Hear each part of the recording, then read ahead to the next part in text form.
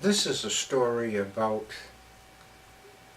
some classmates from the class of 1963, Elgin High School. A couple of years after we graduated from high school, 6 or 7 of us decided to stay at a hunting camp in Waltham, Maine.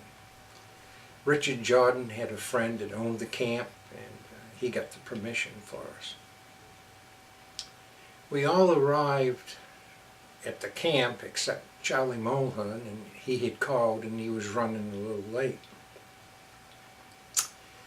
And John Emery said, "Oh, you know that Charlie has a respiratory structure that results in a sound due to obstruction of the air movement when he breathes and he's sleeping."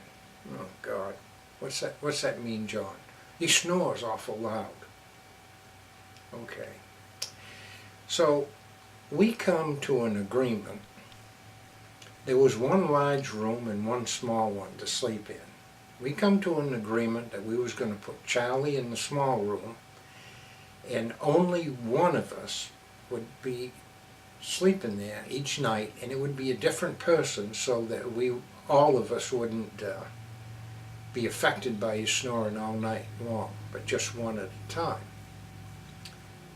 Night number 1 comes, and Cubby Brown says, "I'll do it, I'll go in."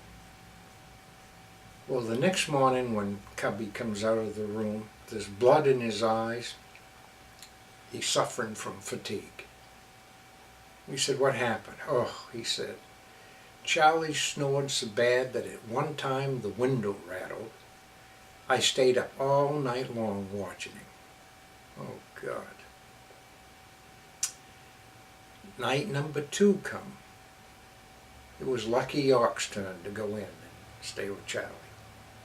The next morning, Lucky York comes out, bloodshot eyes, heavy fatigue. He said it was awful. He snored so bad that, honest to God, he said at one time, one of the walls, I heard a rattle in the wall from his snoring. I stayed up all night long watching him. Oh my God. Night number 3 came. Chester Kane's turn to go in. Geez, the next morning when Chester Kane come out, no bloodshot eyes, looked like he'd had a good night's sleep. And I said, "Well, how'd it go, Chester?" He said, "Oh, it went good. First thing I did was I tucked Charlie in. Then I bent down and I kissed him on the cheek, and then I patted his ass. He stayed up all night long watching me while I slept."